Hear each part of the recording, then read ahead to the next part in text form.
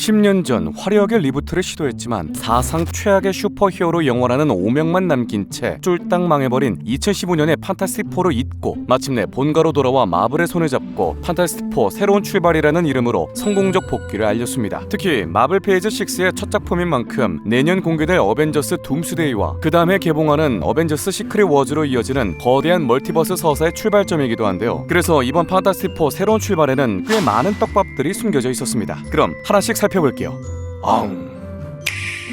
수잔 스톰은 초인적인 능력으로 싸우는 슈퍼히어로일 뿐만 아니라 지구를 대표하는 외교 사절단이기도 합니다. 영화 초반 각국 대표들 앞에서 연설하는 장면이 나오는데 여기서 집중해야 될 건 바로 비어있는 좌석 하나. 라트베리아라고 쓰여있는 이 자리는 바로 닥터둠의 등장을 예고하는 장치죠. 왜냐면 닥터둠은 라트베리아에서 태어나고 라트베리아를 지배했던 인물입니다.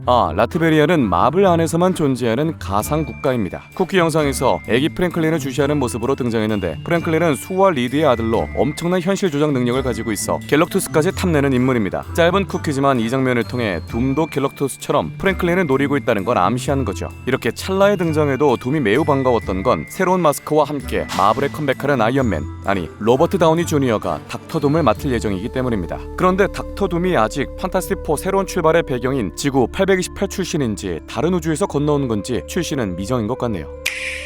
아시다시피 이번 판타스틱4의 세계는 기존의 마블 세계관과는 다른 지구 828을 배경으로 합니다. 828은 판타스틱4의 창시자인 제커비의 생일 8월 28일에서 따온 숫자죠. 판타스틱4 팀이 TV에 나오는 장면에서 판타스틱4 팀에게 도움을 받았던 시민들의 화면이 잠시 지나가는데요. 여기 있는 이 네 사람은 1994년 판타스틱4 실사 영화에서 당시 판타스틱4를 연기한 배우들입니다.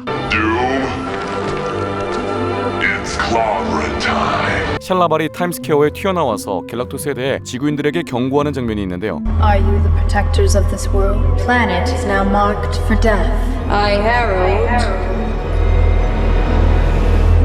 Galactus. 여기서 사무실 창문 너머로 바깥을 바라보는 이 두 사람은 젊은 시절의 스탠리와 제커비를 묘사한 겁니다. 타임리 코믹스라고 마블의 전 이름도 보이죠. 일단 떡밥으로 등장한 닥터둠 대신 이번 영화 메인 빌런은 지구를 삼키려는 갤럭투스와 실버 서퍼입니다. 그런데 이 둘 외에도 몰맨처럼 고전 빌런이 등장합니다. 특히 영화 중반부 갤럭투스가 지구에 쳐들어올 것을 대비해 몰맨이 뉴욕 시민들을 자신의 지하 왕국으로 대피시키는 중요한 역할을 했는데요. 그리고 또 한 명의 빌런 레드 고스트. 하지만 아쉽게도 통편집되었죠. 원래 존 말코비치가 레드 고스트로 나오려고 했는데 최종 편집에서 전개 흐름상 맞지 않아 통으로 날렸다고 합니다. 이 외에도 매드 싱커, 퍼펫 마스터, 위자드, 디아블로 같은 빌런도 이름으로 잠깐 언급되죠. 그러나 페이지 6 안에 이 빌런들이 등장할 가능성은 낮아 보이네요. 갤럭투스를 저지하기 위해 우주로 떠날 때까지 판타스틱4 멤버들은 갤럭투스의 실체에 대한 감이 없었죠. 그냥 거대한 인간형인 건지 아니면 우주 드래곤인지 알지 못했는데요. 여기서 우주 드래곤 가설은 원작에서 실제로 등장한 이야기에 대한 오마주이기도 합니다. 1962년 출간된 만화에서 우주 탐사대가 행성에 불시착하면서 진짜로 우주 드래곤을 만나게 되는데요. 아쉽게도 이번 영화에 우주 드래곤은 나오지 않지만 진짜 나와도 전혀 이상하지 않을 정도로 우주 씬이 신비롭고 거대하게 잘 묘사됩니다.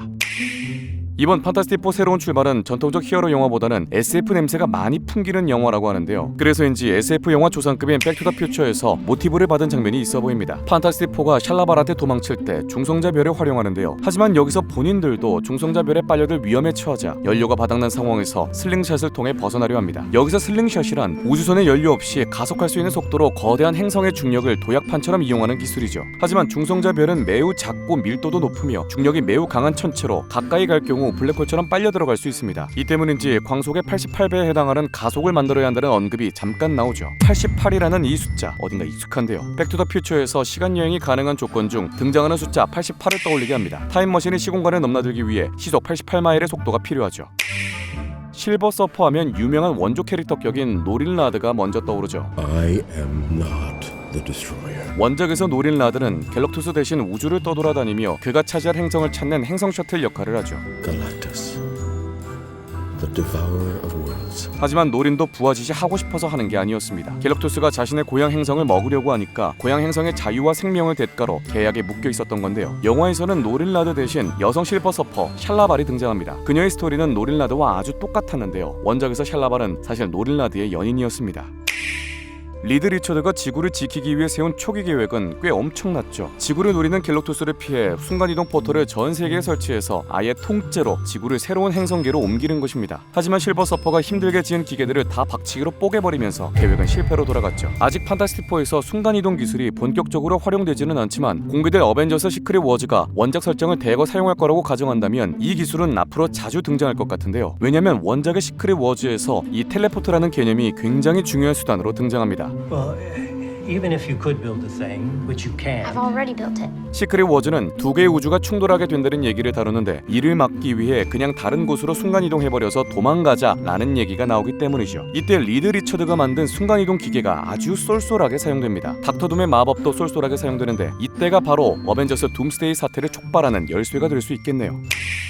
영화 속 뉴욕 타임스퀘어에 나오는 극장 간판을 자세히 보면 서브제로 인텔이라는 영화 제목을 볼 수 있습니다. 실제로 존재하는 영화도 아니고 원작 내 작품을 언급하는 것도 아니지만 아마 캡틴 아메리카를 암시하는 것으로 보이는데요.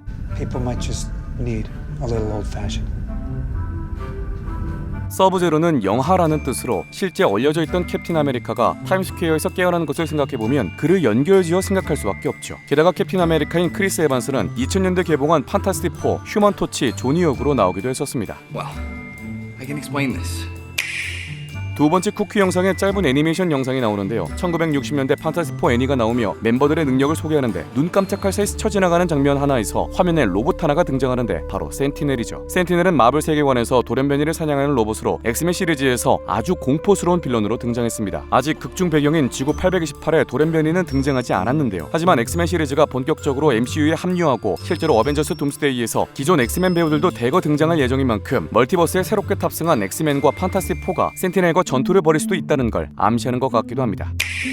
극중에서 벤이 쿠키 봉투를 들고 뉴욕 거리를 걷는 장면이 나오는데요. 자세히 보면 거리 표지판에 얀시 스트리트라고 적혀 있습니다. 스토리와 직접적 관련은 없지만 원작 팬들한테는 의미 있는 장소죠. 얀시 스트리트는 원작 만화에서 벤이 자란 동네로 주로 육체노동 직업에 종사하는 사람들이 모인 지역이죠. 원작 팬들은 얀시 스트리트 갱이라고 부를 정도로 동네 사람들이 꽤 거칠었습니다. 히어로가 된 벤을 보고 동네를 떠난 배신자라며 괴롭힌 곳이기도 합니다. 하지만 영화에서는 꽤 훈훈하게 묘사되는데요. 벤은 동네 애들이랑 친근하게 지내고 초등학교 선생 레이첼과 러브라인도 살짝 생기면서 얀시 스트리트는 친근한 동네 이미지 세탁에 성공하죠.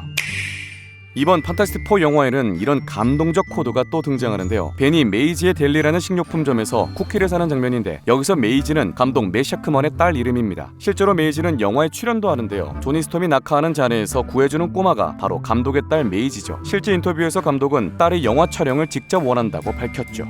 옹 어흥 어흥 엉 엉 엉 어흥 어흥 어흥 어흥 옹 어흥 어흥 엉 엉